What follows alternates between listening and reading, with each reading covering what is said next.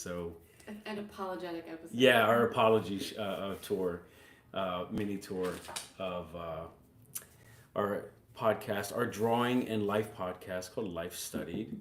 Um, Episode 21 was cut off, unfortunately, because we lost an internet signal. Hopefully, that doesn't happen today. So we lost out on a pretty healthy discussion on what you had dubbed art food, right? like you're stuck. You're not sure how to progress in your practice, and you're feeling a little empty. And what kind of stuff can you take in Yeah. to get you going again? And you Yeah. talked about your trip to the Brandywine. Is Yeah. that correct? That's right. So I figured to make up for that loss of that last show, or half of the show, we would do a quick kind of lightning round on grocery stores for art, Yeah. food, right? Like, where can we go to fill up again? So we'll get straight into it, and yeah, we'll talk about where you fill up. Oh, I should mention, we're sponsored by the fine folks at Curio, who are in downtown Lancaster, PA. They're an art supply and gallery, and they're absolutely amazing. They have a great show up right now. Yes. On Is that ending this month? The end of this I month? believe think? so. Yeah. Unfortunately, it's a great. I brought my students by to see it. It's all pencil. I think the concept was everybody had one pencil. I think it was a 6B, and one specific kind of paper. I forget which they decided on, and everybody did the same. Did a drawing on the same with the same materials, and it's a beautiful show. And so. these are instructors, so they're kind of doing their own Correct. assignments. Right. We're across from the Pennsylvania College of Art and Design. So it was all past and present instructors that did, this stuff. So great place. They're a wonderful sponsor. We're in their space right now. And then the wonderful folks at Black Wing Pencil. I'll put a link in the description for you to grab that stuff. And we'll get started. Yeah. Ready to go? We'll do some warm up. Yes, ma'am. 2 minutes. Let's do it. Okay. So when I say grocery stores, obviously I don't mean literal grocery stores. I'm thinking like what you mentioned with the Brandywine, but what are some places that you hit up if you need some art food, right? It could be a full on grocery store. It could be your corner bodega, like whatever helps you get drawing again. Honestly, if we are talking about food, nutritional input, I'm not joking when I say that I go pretty hard in the dark chocolate. Oh, so you're actually That's gonna snack to get yourself going. I dig that. Definitely a thing. It's sort of ritualistic, and it's sort of it's my version of a coffee buzz. That's funny. You know. I in my house, everybody makes fun of me for eating dark chocolate because I eat What? it like I my kids are like, why are you purposely eating the gross kind of chocolate? Like there's good chocolate. Why are you eating It's that? the only good chocolate. I It's know. the only chocolate. I know. Yeah, no, I have to. I mean, I'll enjoy a 72%, but I really like 80, 85. Yeah. They have tested it. They've basically gotten the darker and darker until just trying to get me to say uncle. They did finally find, I forget where my kids went. It might have even been to Prague. They found, if it wasn't 100%, it was like 90 something. Yeah. And I was like, all right, fine, you win. This is too much. Yeah, it can get that's a little much. Yeah. You have to take the tiniest bite. Anyway, but yeah, for me, that can be like the shortest, quickest route to a little bit of a reboot. Yeah. Little bit of, and I'm not talking just energy, I'm talking, I don't know, I kind of associate it with all right, I'm in my space, I'm in my zone, I'm giving myself what I need, and I'm feeling sort of, I don't know, internalized enough to connect with my... I love that answer because I'm thinking museums. I didn't think literally food. You didn't think I'd go with actual food. No. But it makes perfect sense because I've been asked in the past, how do you do all-nighters when you're an illustrator? And my answer is always like, well, you got to snack every 2 hours because your blood sugar is going to be dropping all the time and all this stuff. Yes. And just that you're right. Sometimes a treat. Yeah. I don't know if you just get a little bit of what's the thing, oxytocin or whatever you get from chocolate. Just you feel good, and then you're ready to slide into just work that doesn't feel like work. So Yeah. That's okay. That's I really mean, it's interesting. like super high in, iron and all the good stuff. Exactly. But other than those types of things like that, or for me, green tea. Green tea's a great one. Other than that, and maybe we'll expand on that a little more in next episode because we Okay. want to talk about taking care of yourself. Yes. So Yes. that kind of touches on that. But My kids have been on a matcha kick. oh, I love matcha. Yeah. I don't own any right now, but I do adore. A good No, matcha. they're making it all the time. We have like a smoothie. Do they have a little bamboo They do. thing to fluff it up? Yeah, but my son has graduated to using my milk frother for cappuccinos. Yeah. To yeah, but they're getting real into it because my oldest daughter is real into tea. Yes. Likewise, I'm a big tea person. So that's where that stuff, and she's gotten everybody, especially my boy, hooked on matcha, and now boba's a big one, which is just, to me, is like the little boba the pearls, bubbles, or the ball, yeah. I think they're tapioca, and I can't do it. I associate it with like a kiddie thing. Yeah, I think it's very sweet. I just can't. Oh, I don't like sweet. Me neither, but they're bum kids. They're like everything's sweet.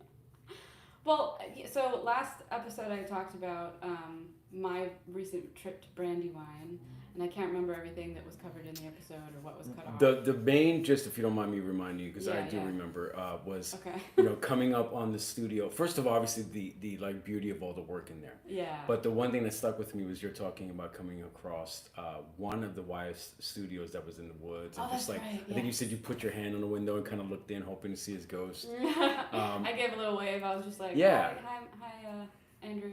Yeah. Not out of any particular perspective, just sort of like a little, like a little nod to his memory. Or whatever.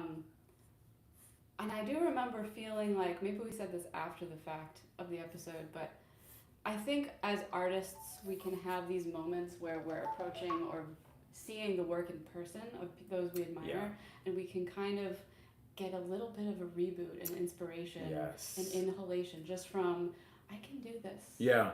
You mentioned, now that you mentioned it, you went in on the sketches. Yeah. And seeing it, like, not in a, like, egotistical way, like, oh, I could do that. Not that sense, but in the sense of, like, oh, that brings him down. We tend to mythologize these artists, and seeing their sketch work, you get to see the process before the paintings. Yeah. And I think that connected with you in a way that like allowed you to think, oh shit, okay, I'm okay. I got this. I'm good. Yeah, for sure. And there's, like you were saying earlier before we started about the charm of graphite and sketches and drawings. There's a when you can see the nitty gritty, or like the mess of it all, right? Yeah, the reality of it on the paper. In person, it brings it home, I think. Yes. I think the main gist of what this is really, this happens to me every show where you end up giving me answers that I didn't see coming. But I think this is great, starting with food and then ending with just a feeling of being in the space that other artists occupied, just physically and mentally. Maybe that's the magic, right? Like the finding the humanity in it as opposed to being so separate from it, with looking at works through art history lenses and or screens, edited stuff. Yeah. Being very, we're living in an increasingly separated world, so amen. I think bringing it back to those kinds of immediate senses is really, it's helpful for me. And also, I'm someone, again, this is sort of circling back to kind of neurodivergent or, neurospicy kind of life experience. But if it's not in front of me, or if I'm not directly dealing with it, it's out of my head. Right. Out of sight, out of mind. And with life and having to do all the other things, like if you're not actively surrounded by an immediate artistic experience, you can kind of forget about it. Yeah. Like I constantly need to remind myself of things. That's great. And I was going to make a point about that. I forgot what it was. Well, I think if I may add, I think you're doing it at like a gut level. Like I need something in my gut literally to make me feel like, okay, I'm feeling good about life. Yeah. And then I'm in the head space where this doesn't feel so intimidating anymore. I don't feel so detached from that person.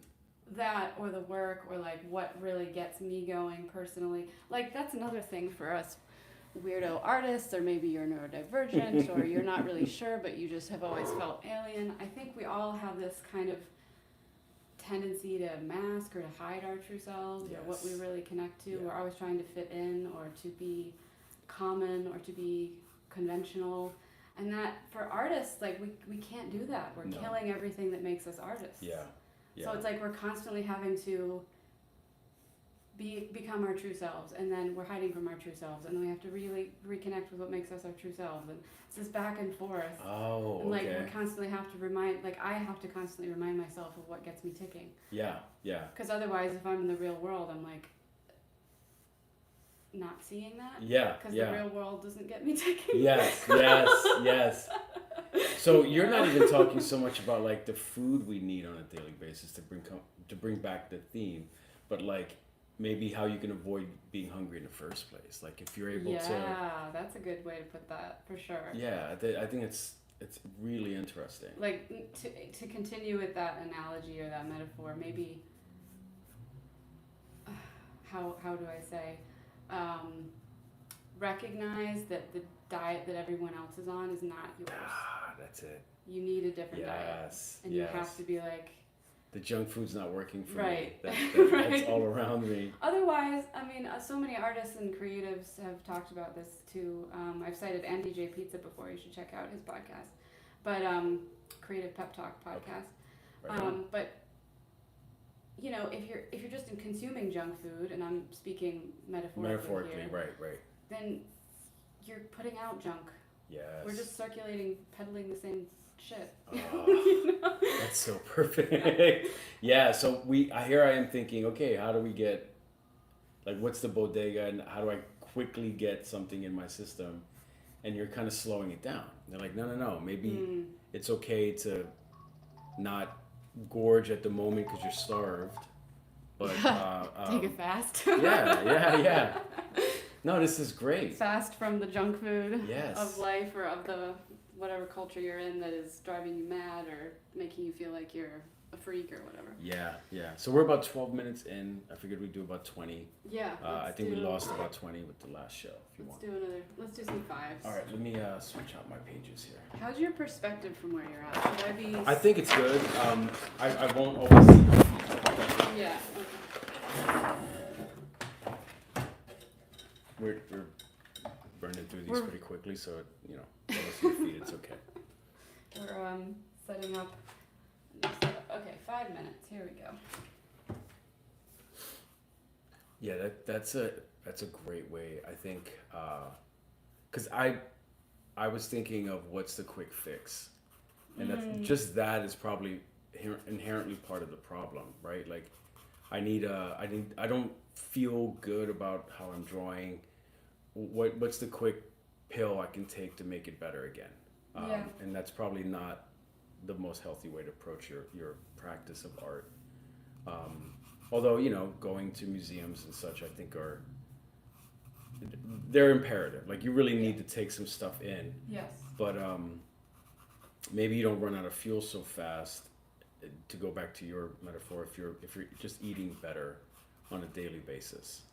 Yeah, for sure. You don't need a dramatic fast/cleanse kind of thing because you haven't taken in the junk to begin with.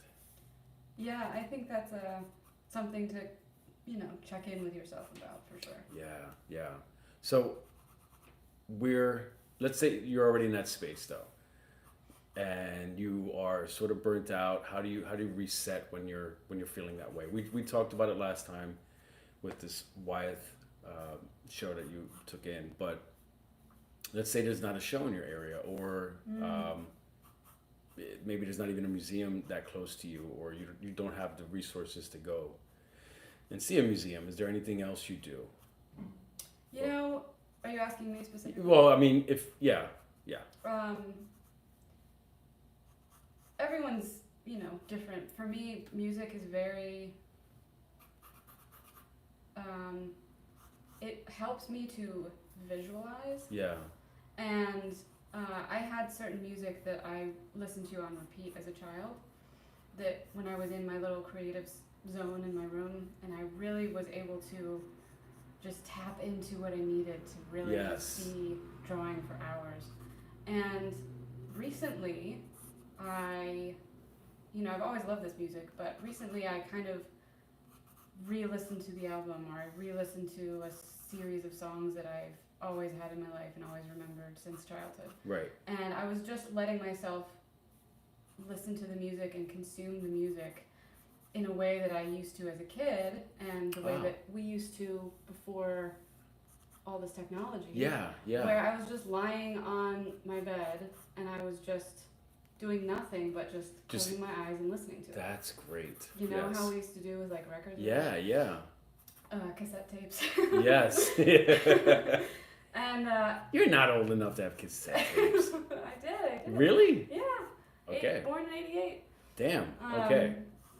So, and I was able. It just came flooding back, like not just the memories or the childhood or the impact of the music from when I was young, but my inner landscape, like, immediately acclimated around that music and the imagery that music inspired in me, and therefore the artistic, like, inspiration. Yeah. Dude, I wish I could take a picture of your hand right now as you're explaining that one. Yeah. As you're explaining this, because it went from very, very like a passive, calm hand, and it just got so like, let's do this.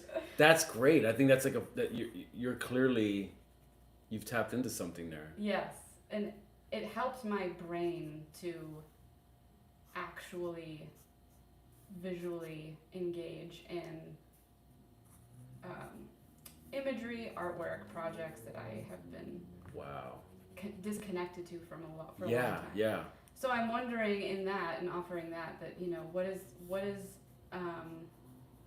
I think they often come from childhood. Like, what is the childhood thing that you could just do? Right. That allowed you to just exist in your world, in your creative, like whatever filled you with the compulsion to, I gotta draw this, or I gotta whatever. Right. Well, I think a lot of look, creativity is a luxury. Yeah. And it comes from not having to do stuff. Yes. Right? Not having the responsibilities of adult life. Yes. And this makes a lot of sense, because I've when I'm the most burnt out, I never know how to explain this to family members, where I just feel like I want to just this sounds terrible. I just want to go into like a coma. I just want to like disappear Check inward out. somehow. And just wake up and be like, okay, I can work again. Yeah. And this makes perfect sense. It sounds like you're just, the idea of taking in art without having to actively do anything. Yes. Right? You're just laying there listening to the music. Yes. Whatever it is that can help you activate that childhood, like, kind of boredom, but also I'm not responsible for anything right now. Yes. Yes. Even if it's just like 5 minutes. Yeah, and you're just in your thoughts. And then you can see what your brain gives back to you. Like, oh man, this is great. Yeah. That because was big for me. So often ideas come out of kind of an empty head. I know it sounds maybe not right, but well, it's like you're forcing something and then you don't get something of quality. Yeah, I mean, I would be driving back when I went to school in Philly, and I would drive back home every weekend, and that's when it would drive me nuts. That's when I would get the most ideas for projects. And it's because I was just disconnected from. I just had to drive, right? Yeah. Right. Yeah, that makes a lot of sense. Yeah. Oh, that's annoying for me though, as a model, because I model, So you're constantly coming up with stuff while stuck in. Especially if I have like a 5-hour all day pose, and I'm just sitting there for 20-minute segments. Yeah. And sometimes I listen to something, but I get reminded of all the things that I want to do, and all this concept, and I want to develop this, and then this story, just goes flooding back. That's why the show's so damn good. Because I'm getting you right at that point where you're like, I'm bored to tears, I'm just gonna give you my ideas. I love this. I don't plan it, I swear. No, it's just there's no, just for you guys listening, there's no hey Mairin-Taj, you'll say this and I'll say that. No, we're this not is just scripted. her, she's just coming up with this stuff. It's all gold. All right. Yeah, that makes so much sense. So if we're giving people a list, we're gonna say obviously go to museums if you can.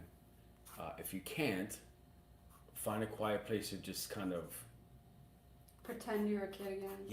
yeah, maybe that's it. And now that's easier said than done, especially if you're a mother and you got a busy house full of kids and you're Yeah.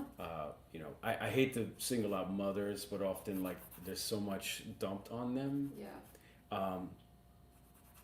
But you could be a dad and just I know I was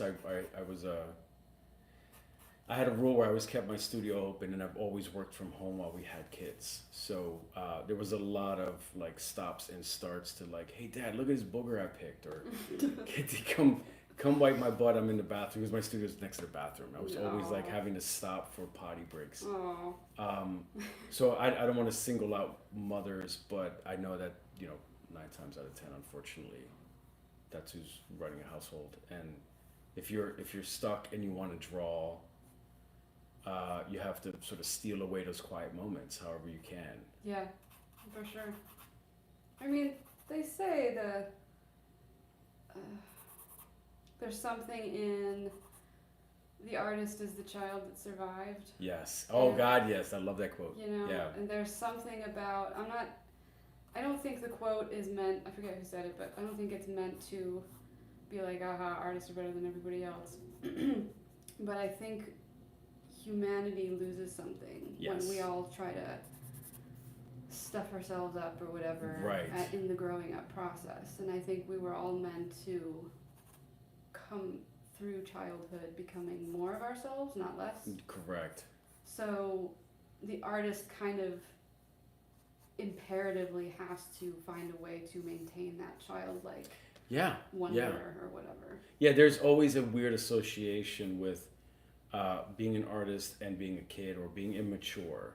Although art is big business, I can't tell you how many times I've heard like from an adult, quote unquote, at a dinner party or something like, "Oh, you never got to grow up." Yeah. I'm like, yeah, well, it looks like it sucks. So. But you know what I mean? It's like it always struck me as like kind of an insult. Like, dude, of course I have all those same responsibilities as you. Right.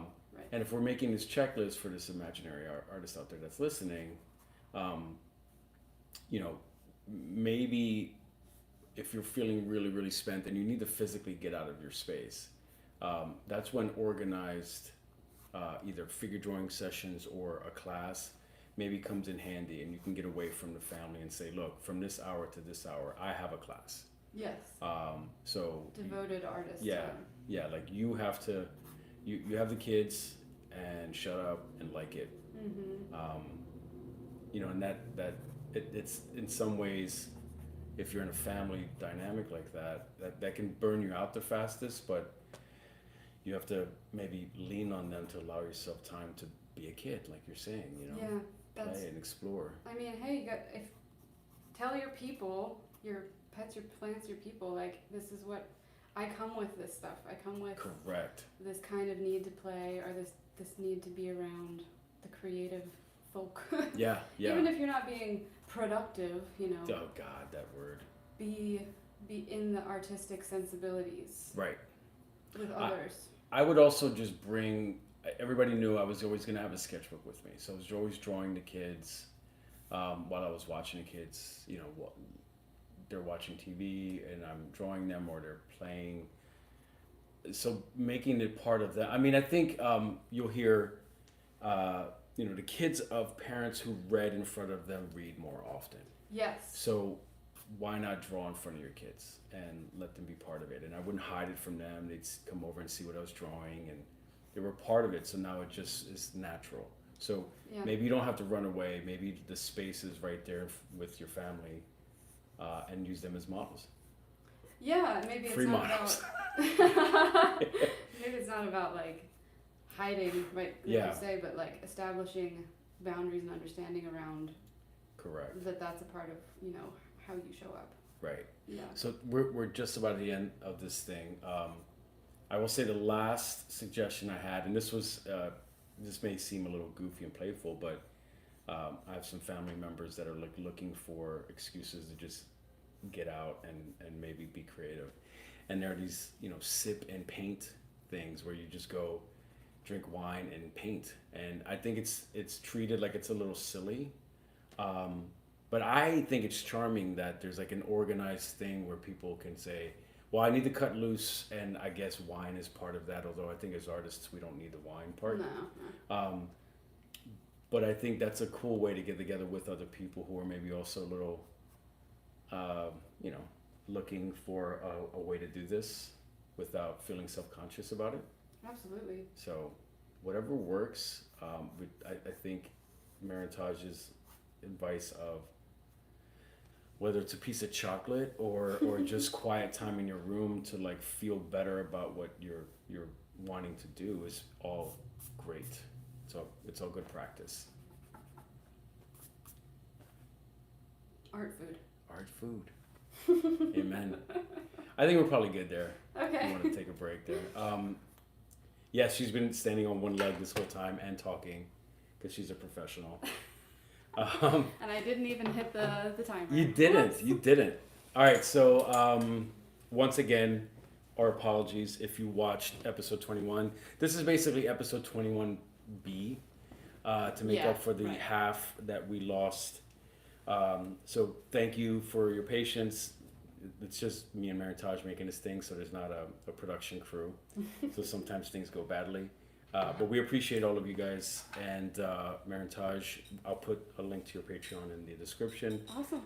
Great. But do you want to direct people to your Instagram or? Yeah, Instagram if you want to say hello or whatever. I'm on there, studio_Mair, MAIR. There you go. All right. Once again, thanks to the folks at Curio. Please check them out. I'll put a link in the description to their site. And thanks to the Blackwing folks. And then, actually, we're going to record another show and drop it the same day. So, see you in a couple of minutes.